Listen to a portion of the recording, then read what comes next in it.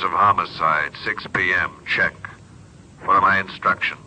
You will shoot to kill.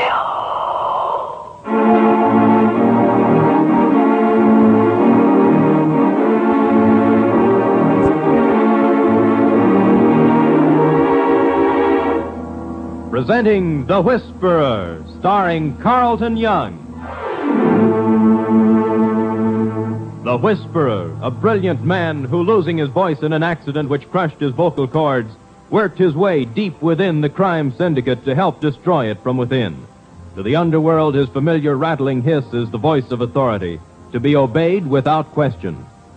Then a miracle of surgery performed by Dr. Benjamin Lee restored his natural voice, enabling him to resume his real identity. Now, as Philip Galt, aggressive young attorney, he skirts the thin edge of death, living his dual role. For as the Whisperer, he sets in motion the forces of the syndicate in Central City. Then, as Philip Galt, uses his knowledge to fight the organized network of crime which seeks to control the fate of millions in cities and towns across the nation. Now, in the apartment of Ellen Norris, the only one besides Dr. Lee, her employer, who knows that the Whisperer is really Philip Galt, brilliant young Central City attorney, we find Philip speaking in the voice of the Whisperer to his superiors on the syndicate in New York. Hello, New York. Instructions for liquidation of Lieutenant Charles Denvers, given to Neely. Will report progress.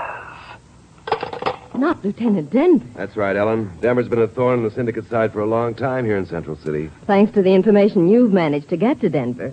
Oh, he's such a nice guy, Phil. Couldn't you have ignored the syndicate and forgotten to pass on their instructions to the killer just this once? Too much of a chance, Ellen. Playing both ends against the middle the way I am with the syndicate all the time, I'm lucky they haven't got suspicious of me already. And if they only suspected you weren't completely on their side. Phil, why don't you just call Denvers and warn him? Tell him to be on his guard, that the syndicate And is... then, when he asked me how I happened to know... Oh, I didn't think of that. But you're not going to just sit by and allow him to be murdered, Phil. May I use your phone again, darling? If it's for the syndicate, no. If it's against the syndicate? In that case, dial away. Thanks. Could I, without being nosy, ask who you're calling? Lieutenant Denvers. But you said... I said I couldn't warn him, but I've got to do something. I can ask him to... Shh, hold it. Denver speaking, homicide. Good evening, Lieutenant. This is Phil Galt. How are you? Suspicious. What's on your mind? Dinner, Lieutenant. I'd like to invite you and your charming wife out for dinner this evening. On you? On me. Did I hear right? Of course. Can't I ask you to dinner without raising your suspicions, Lieutenant? No. You're antisocial, Lieutenant. Not an invitation out of the blue like this. Not after years of getting in my hair on cases and spending your time fighting my evidence in court. Well, that's something else again. That's business. As a man, as a friend, I like you, Lieutenant. There isn't an ulterior motive within miles of me right now. I just want to... Honest, Lieutenant. How about it? Well, even if I believed you, Gold, I couldn't. The wife and I are eating out tonight, all right. We're taking some friends to dinner. Oh, too bad. Well, maybe I'll take a rain check. Okay. Goodbye, Lieutenant. He won't come? Can't. He has a date. What was the idea of inviting him, anyway? Well, I figured as long as I was with him, I could keep an eye peeled for this Neely, the syndicate's hired killer I just spoke to. I guess now that's no good. Now, hey, wait a minute. I know what I'll do. Uh-oh. 5 will get you 10. It's going to end up by having us miss dinner altogether. Quite the contrary. I'm going to do just what the killer's going to do. Kill Denver? All the killer knows is that Denvers will be coming out of headquarters around 6 o'clock. About 20 minutes from now. He'll probably be parked near headquarters waiting for Denvers. But I don't think he'll risk shooting him there. He'll follow and wait for a better opportunity. I don't suppose, as usual, you know what this Neely, this killer, really looks like. No, I don't, Ellen. He's another one of these syndicate men imported to do their dirty work, and chances are he's not working alone. But with luck, we ought to be able to spot him before he gets a chance to shoot Denver. We hope. We hope. Come on, put your face on so we can get going. I want to be parked near police headquarters when Denvers comes out. As I said about dinner... Now, don't be silly. A little delay will just sharpen your appetite.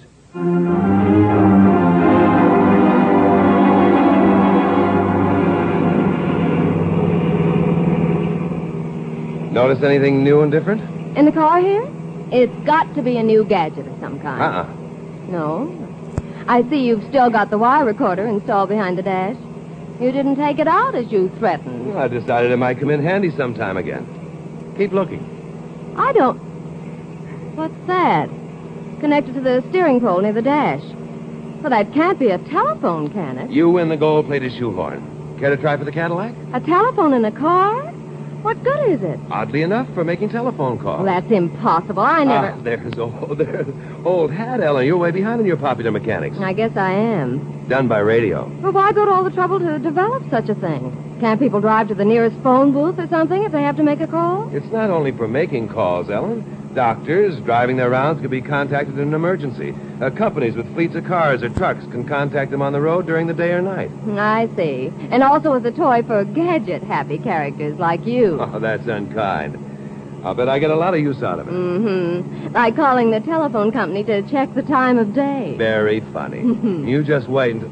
Uh-oh, there's the police headquarters down the block. Several cars parked across the street from it. We better stop here. There's a man sitting in one of them. Just one? Usually they work in pairs. I only know about Neely, but then the syndicate doesn't tell anybody everything, not even me. What do we do now? Go up and ask him if he's waiting to shoot Lieutenant Denver? If we're anxious for a bullet ourselves. Otherwise, we wait and see what happens. Look, there's Denver's car parked right in the front of headquarters. I wonder what restaurant the lieutenant's going to. I just hope he gets there in one piece. How can you think of food when a man's life is in danger? Oh, it isn't me. I'm very altruistic. Always thinking of the other fellow. But my stomach has a mind of its own. Look, here comes Denver's now, out of headquarters. Suppose you're wrong, Phil. Suppose Neely shoots now, from his car. It's a gamble. I gotta hope he doesn't. He's almost to his car now. The man in the other car hasn't moved. That fellow isn't Neely. Maybe Neely's hidden somewhere else, just waiting to shoot. There. Denver's in his car. Nothing's happened. Yet. He's driving off. Whew, that was a bad moment. It isn't over. There goes the other car, making a U-turn and following Denver's car. Isn't that illegal?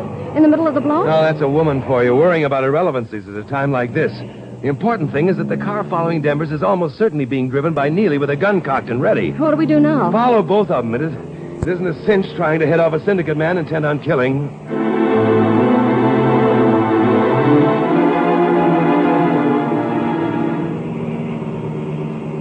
I've lost Lieutenant Denver's car, Phil. Probably a couple of blocks ahead of us now. I'm having no trouble keeping the green sedan Neely's driving in sight. I didn't get a very good look at Neely back there, did you? No, he had that hat pulled down. Hey, he's turning off. Going into that parking lot of the Chateau Frank. Denver's must be meeting his wife and guests in there. A restaurant. And famous for their sauerbraten and potato pancakes. Yum. Do we get to follow them in? I think it can be arranged. Oh, this isn't going to be such a bad evening after all.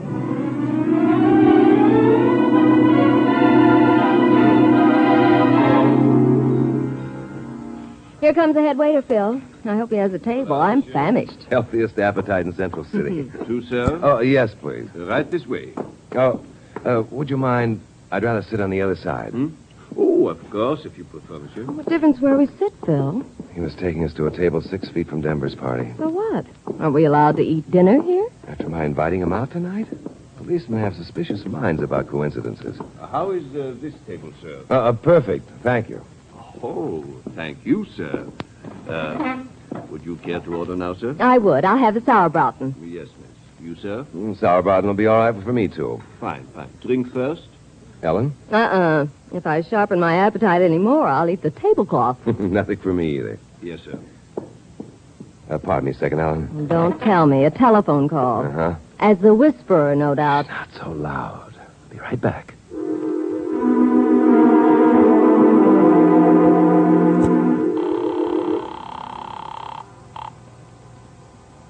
Central City reporting.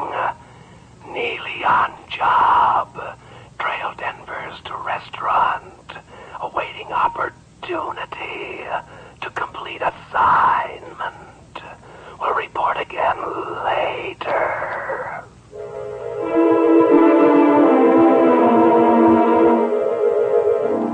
Back already? My other life doesn't take up much of my time. See anyone that looks like he might be Neely? Oh, that dark man. No, I don't think so. He must have come in here. We saw his car drive into the parking lot. Yeah. Uh-oh. Head waiter's been speaking to Denver's. Denver's headed this way. What for? I don't get it. I don't think he has anything to do with us. I don't think he's even seen us yet. Maybe if we put the menus up in front of our faces. No good, Ellen. He spotted us. Well, Philip, dog. You're sure a persistent guy, aren't you? Hello, Miss Norris. Hi, Lieutenant. Denver's. Quite a coincidence, huh? Well, what do you mean, persistent? Well, if you invite a fellow out to dinner and he refuses, you just follow him and force him to eat in the same restaurant with you. Suspicious nature is an occupational disease with the police. Yeah? Well, then why did you steer the head waiter away from our side of the restaurant and have him seat you over here? Oh. You saw that, did you? Uh-huh. Well, I didn't want to crowd you, Lieutenant. Didn't want you to think that I was following you. Why, are you? Of course not. But now that you're here, why don't you sit down and have a... No, I can't right now. There's a phone call waiting for me. Well, maybe later then, huh? Well, He is a suspicious policeman. Phone call for him, huh? You know, Ellen, maybe he's not suspicious enough. Where are you going? Make sure that's a genuine phone call. You haven't forgotten one of the syndicate's killers is waiting for a chance to get his sights on the lieutenant, have you? No, but why leave me here? Now, your food will be along in a minute. You just sit tight. Oh, no. You're liable to disappear, and I can't eat 2 orders of sauerbraten. Oh, no? Come along, then. It's probably nothing to worry about anyway. Phone booths are over this way. On the way out to the parking lot. Nobody around, Phil. Both phone booths are empty. What I was afraid of. Phil, wait. There goes Denver's car. Come on. Come on, where? To our car. Oh, so we can follow him and make sure he's not walking into a trap? He's not walking into a trap. He's already in it. There was a man sitting next to Denver's, a man with his hat pulled low over his eyes. You think he had Denver's called up by the head waiter on a fake telephone call and was waiting for him at the telephone booth? I'm sure of it, Ellen. As the car went by me, I got a quick look inside. Neely had a gun, and if I know anything about a syndicate trigger man, Neely knows how to use it. Where's Denver's car? I don't know. Now, keep your eyes peeled. I don't even know what we can do if we do spot it. But I do know Lieutenant Denvers will be dead in a matter of minutes if we don't.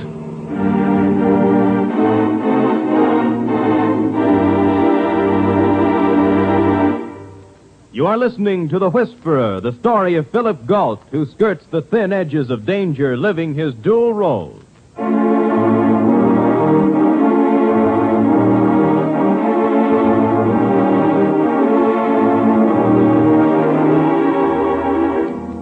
Philip Galt, known to the syndicate of crime only as the Whisperer, has set in motion the syndicate's plan to kill Lieutenant Charles Denvers of Central City. But now, in his real identity as Philip Galt, counselor at law, he is trying desperately to stop Neely, the syndicate's hired killer, from carrying out the skillfully planned murder. The killer has forced Denvers into his own car at gunpoint, and now Phil and Ellen follow in Phil's car, desperately trying to pick up the trail so they may prevent the lieutenant's murder. How do we know they went this way? We don't, but it's logical to suppose Neely's forcing Denvers to drive to the outskirts of town so he can kill him in private. And this is the quickest way out of town. Right. And if we're wrong? Oh, Phil, if only you hadn't passed the syndicate's orders on to this Neely character. Then someone else would have. Yes, I know. And they wouldn't have tried to stop the murder from happening like we are. But if we don't find Denver's car... I'll never forgive myself. Phil. What is it? Straight ahead at that corner. Isn't that... It looks like Denver's car, all right. Hang on, sweetheart. We're the going light's changing, Phil. Then we'll just have to... Oh, we can't. Too many cars stopped ahead of us. We'll have to wait. Oh, Phil. We'll catch up, I hope. If only there were some way to get the police to... Phil. What? Your telephone. You can call the police. Why didn't I think of that? Because you're too busy berating yourself for getting Lieutenant Denvers in this predicament in the first place. Light's changing, Ellen. I gotta concentrate on my driving. You better call. What do I do? Just pick up the phone and ask the operator for police headquarters.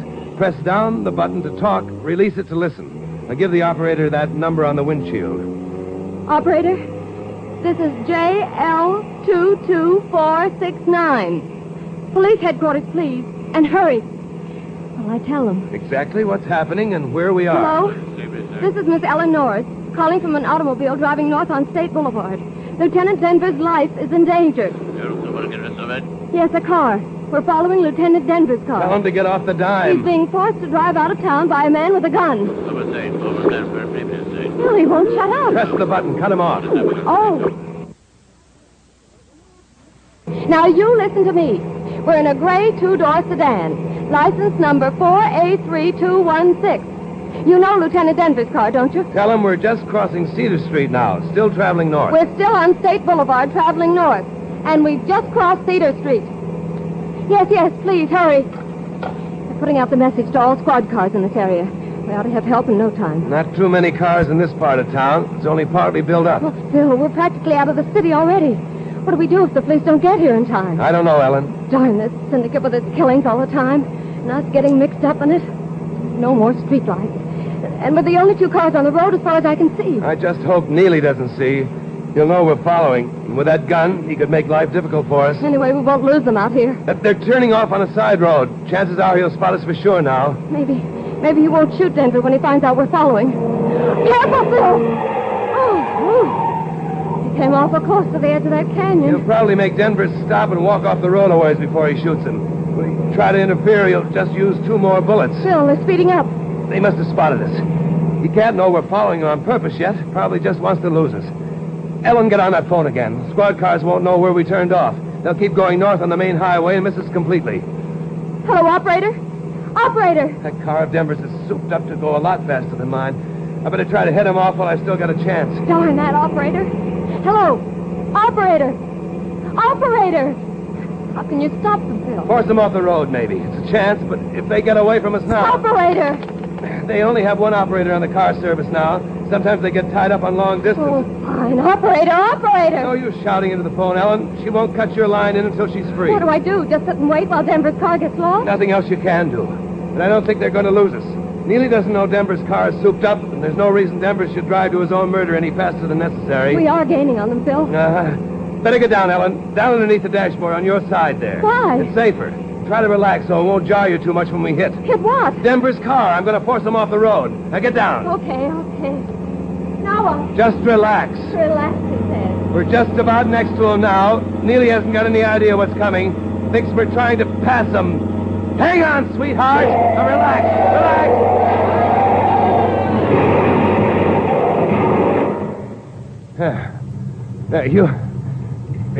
Are you all right, darling? I guess so. My dignity's kind of bruised. Can I get up now? You better stay where you are. Denver's car took a worse jostling than this one, but Neely may still be in a shooting condition. I'm going out to see what happened. Be careful, Phil. Oh, Lutz, stay where you are. Don't make a move. Denver's. Is that you? Oh, go. I thought so. Oh. Hey, what happened to the other fella? Got banged around a bit when you ran into us. He's still asleep. Oh. Pretty tight squeeze, huh? It would have been a lot tighter if you hadn't come along for the ride. Guess I ought to thank you, huh? You probably saved my life. Don't make too much of an effort.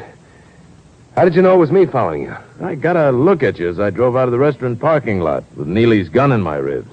From the look on your face, I figured you knew what was happening. Where's his gun now? This is it. If he happens to come to suddenly, he won't be so dangerous with his fangs removed. Phil, I'm getting awfully cramped up in here. Huh? Oh, sorry, sweetheart. Come on out.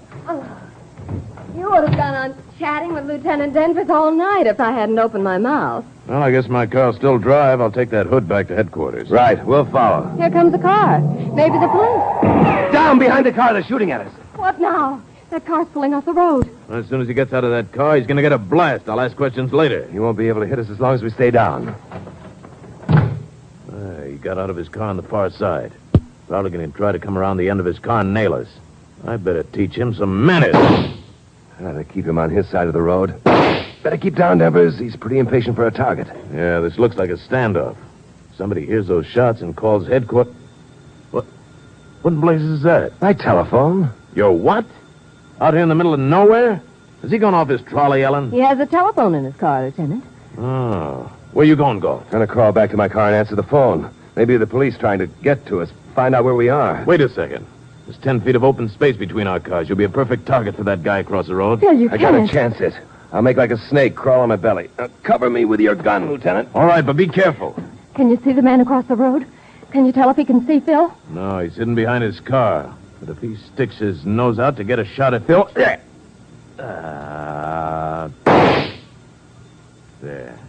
Stuck his nose out and I missed him. Well, I got him behind his car anyway.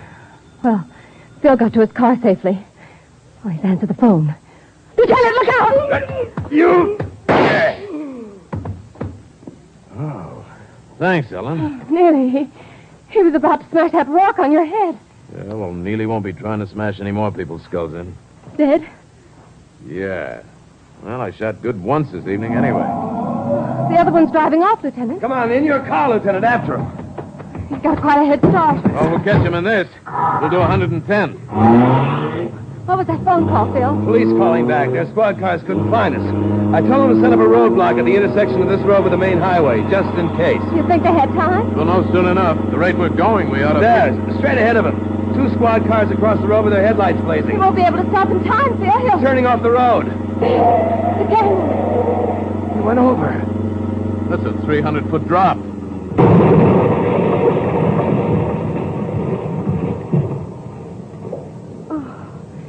You think he... Houdini couldn't live through that.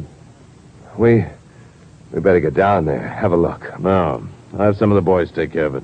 I'll drive you back to your car and get back to the restaurant. My wife will be wondering what happened to me. Well, let's all get back. Our food's still waiting. Not that I have any appetite left after what happened tonight.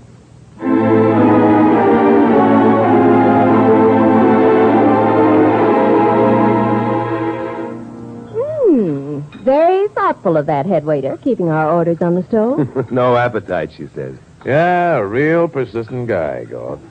You got me to have dinner with you after all. Mm-hmm. But I'm sorry your wife didn't wait for us. She's used to me running out on one sort of urgent business or another. And I hope it isn't always as urgent as this was. Lieutenant, what about that man who crashed at the bottom of the canyon in his car? Any identification on him? No, the car was rented. U-Drive place never saw him before. We sent his fingerprints on to Washington. Yeah, probably another one of the syndicate's hired killers from out of town. Syndicate?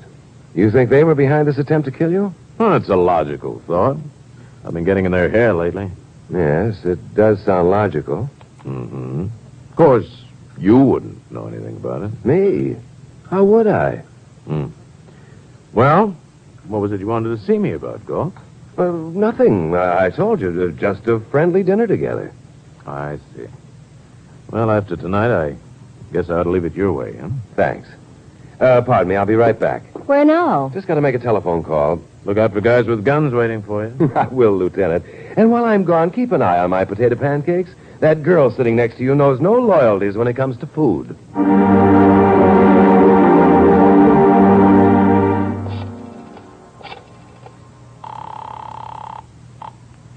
Hello, New York.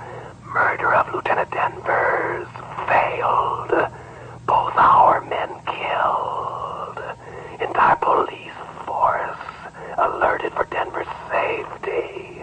I will check for further instructions with Chicago at midnight.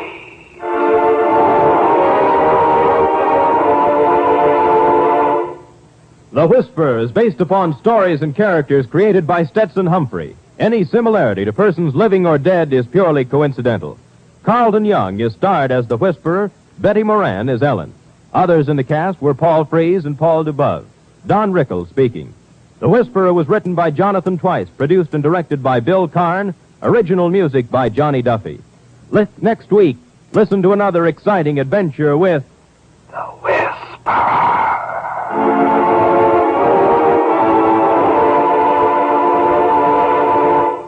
As a result of the disastrous floods in Kansas, Missouri, Oklahoma, and Illinois, the President of the United States has asked the American people to contribute $5 million through their local chapters of the American Red Cross for the relief of flood victims. Over 45,000 families have been affected by the floods, and an estimated 12,000 of these will register with the Red Cross for assistance. Emergency needs are overwhelming, but immediate aid to the victims, food, shelter, clothing, and medical care is only a part in caring for those whose lives have been disrupted by the disaster. Give and give generously. This is NBC, the national broadcasting company.